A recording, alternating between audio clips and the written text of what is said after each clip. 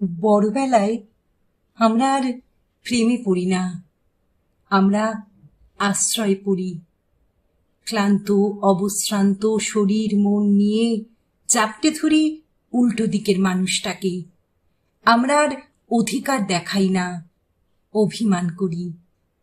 ঠোঁট ফুলিয়ে বলতে পারি না, থেকে যাও, তোমার থেকে যাওয়াটা দরকার। দায়িত্ব নিতে শিখি, পালনও করতে শিখি। আস্তে আস্তে বুঝতে পারি, জীবন মানে 4 চাকা গাড়ি, প্রাসাদের ন্যায় বাড়ি বা শুধুই বিলাসবহুল জীবনযাপন নয়।